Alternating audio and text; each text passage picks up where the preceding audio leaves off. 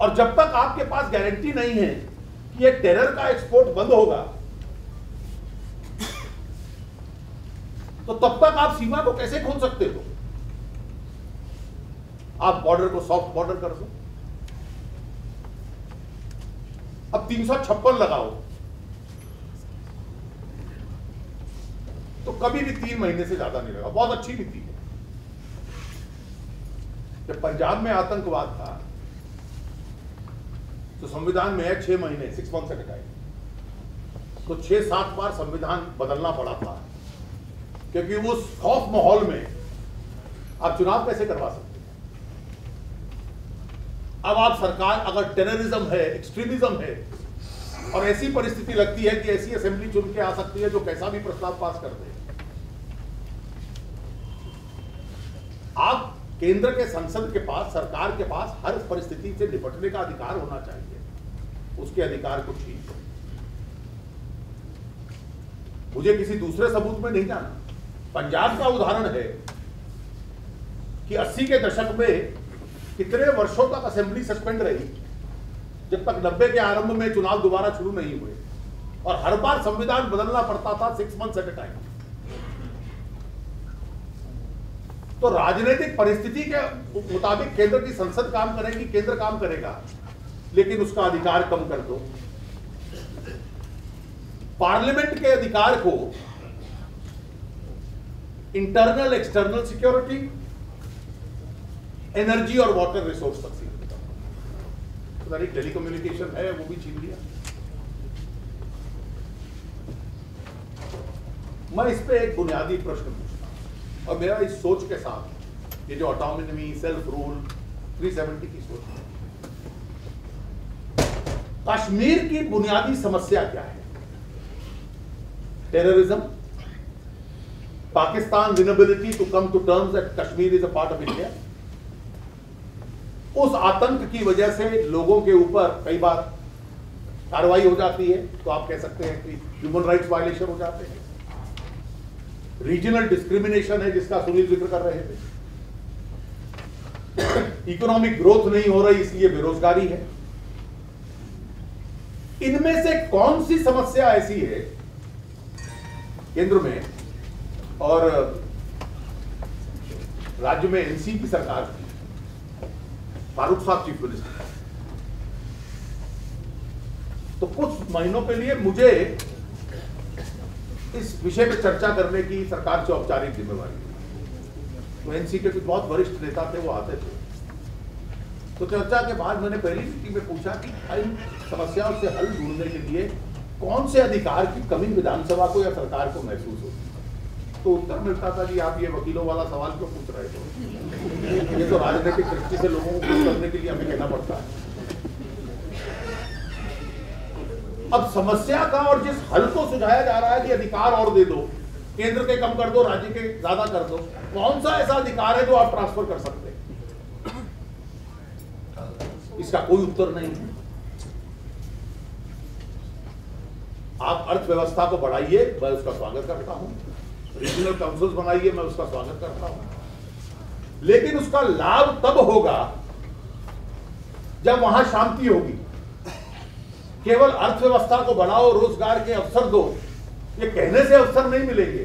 जब शांति होगी, जब लोग वहां निवेश कर पाएंगे, वहां जमीन खरीद पाएंगे, वहां जाके घर बना पाएंगे। मैं ऑल पार्टी डेलीगेशन में गया था। जितनी भी ऑल पार्टी डेलीगेशन कई बार जाती है, मुझे लगभग हर एक में जाने का अवसर मिला। तो जब प्रतिनिधिमंडल मिलने आते थे, ये कश्मीर में भी हुआ, ये जम्मू में भी हुआ। सुनील सेठी जी भी उसका आए थे डेलीगेशन में, बार एसोसिएशन के अध्यक्ष थे उसका। तो पाकिस्तान के पीओके के क्लेम को लेजिटिमाइज करना। भारत संसद का 1994 का सर्वसम्मति का प्रस्ताव है, ये हमारा हिस्सा है, आपने युद्ध के माध्यम से छीना है, हमें वापस दीजिए। हम इसलिए उसको पाकिस्तान ऑक्यूपाइड कश्मीर पीओके कहते हैं। मैंने ये रिपोर्ट पढ़ी, तो इस रिपोर्ट में पीओके शब्द कहीं नहीं। पहली बार इस देश के इतिहास में उन्होंने शब्दावली बदल दी। when you change the dialect, when you change the idiom, it reflects a mindset. ये रिपोर्ट कहती है हर जगह पर जहां उसका जिक्र आता है पाकिस्तान एडमिनिस्ट्रेड कश्मीर, इस देश में ये शब्दावली कभी यूज नहीं, कभी प्रयोग नहीं। We are therefore not calling that part of Kashmir as occupied territory. We are calling it a territory administered by Pakistan and legitimizing it. और उसके साथ और भारत के साथ सीमा खोल दो, और फिर वो मुशर्रफ का अगला सुझाव कि जॉइंट एडमिनिस्ट्रेशन और कंट्रोल, उस दिशा में बढ़ जाए। ये इस तरह के सुझावों के साथ ये अपने आप में बड़ा हुआ है। आप इस रिपोर्ट, कई बार अंग्रेजी में कहावत है, the mischief lies always in the details. तो कई बार आप पूरी रिपोर्ट पढ़ो तो आपको उसका मिस्चिफ समझ में आएगा। रिपोर्ट में एक जगह बड़ा इतिहास का, क्योंकि सुई बदल वापस भेजनी है, तो उसमें एक प्रावधान डाल दिया इस रिपोर्ट में कि अगर सबकी सहमति हो तो एक बार फिर राज्यपाल शब्द गवर्नर की शब्दावली को बदला जा सकता है। तो लेट्स गो बैक टू सर्दन रियासत। लेकिन क्योंकि सोचने का तरीका, ज़हनियत, माइंडसेट कमजोर था, तो इससे संतुष्ट नहीं हुए। दूसरी जगह पे लिखा, the words chief minister and governor should be translated in Urdu and the Urdu expression also. इस सुझाव को मान लीजिए। अब किसी तरह से चीफ मिनिस्टर का उर्दू में तर्जुमा कर दीजिए तो वो वजीर आजम बन जाएगा। गवर्नर राज्यपाल बन जाता है तो उर्दू में कहेंगे फिर उसको सदर रियासत, और दो प्रधान इस देश के अंदर दोबारा फैसला।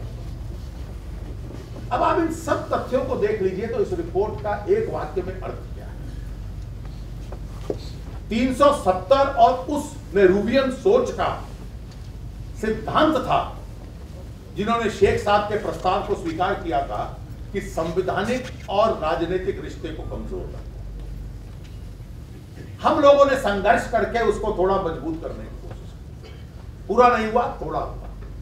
पाकिस्तान उसको तोड़ने की कोशिश करता है। जहां जहां हम लोग उसको मजबूत कर पाए, ये वार्ताकारों की रिपोर्ट दोबारा से उस राजनीतिक और संवैधानिक रिश्ते को कमजोर करो, और ये जो अलग अस्तित्व की यात्रा अलगाववाद की तरफ है, इस यात्रा को चलने दो। राष्ट्रवादी विचार का इसमें कोई सोच नहीं। ये इस रिपोर्ट का उद्देश्य है, और मैं मानता हूं कि इस देश के साथ इस रिपोर्ट को सीरियसली लेना, शायद कहीं ना कहीं सरकार भी डरती, इसलिए संसद का पूरा सत्र चलने दिया, रिपोर्ट पे जिक्र नहीं किया, और जिस दिन सत्र समाप्त हुआ उसके एक दिन बाद रिपोर्ट सार्वजनिक कर दी। अगर तो सरकार ने इसको ठंडे बस्ते में डालना है, जो इस रिपोर्ट का स्थान है, तो मुझे कोई एतराज नहीं। इस रिपोर्ट को अस्वीकार कर दे तो हम सरकार का समर्थन करें, लेकिन अगर इस रिपोर्ट में से रीजनल काउंसिल बना दे या आर्थिक स्थिति सुधारने के लिए कुछ करे तो उसका स्वागत है, लेकिन इस राजनीतिक और संवैधानिक रिश्ते को कमजोर करने का प्रयास होगा तो कम से कम हम जैसे लोग इस पे शांत नहीं बैठेंगे। और जो आंदोलन डॉक्टर श्यामा प्रसाद मुखर्जी ने आरंभ की थी